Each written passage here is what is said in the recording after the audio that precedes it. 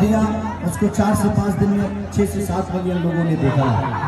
बहुत प्यारी हम लोगों ने उसको कश्मीर में शूट किया, लेकिन थोड़ा सा सेंसर बोर्ड की वजह से 15 दिन में पास हो जाती है चीजें, बट हमारे सेंसर बोर्ड के चेयरमैन क्यों हमारे सिनेमा को रोक के रखे हैं ये समझ में नहीं आ रही है। भोजपुरी की सबसे बड़ी सिनेमा है रंग दे बसंती और हर जगह से पास है, लेकिन चेयरमैन साहब को क्या प्रॉब्लम है। 22 तारीख को सिनेमा रिलीज है, तो मैं जितने भी लोग हैं इस वीडियो को जरूर हर जगह फैलाइएगा,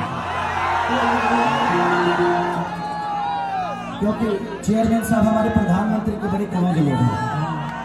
तो बस ताकि हमारा मैसेज प्रधानमंत्री जी तक पहुंच जाए और मेरा सिनेमा बर्बाद ना हो, बस यही रिक्वेस्ट कर रहा हूँ कि जल्दी से सेंसर उसका पास हो जाए, क्योंकि मैं लाखों लाख में हर जगह प्रचार कर चुका हूँ कि 22 को सिनेमा आ रही है और चेयरमैन साहब की वजह से प्रॉब्लम हो रही है। तो थोड़ा आप लोग भी खेसरिया को सपोर्ट किया करिए।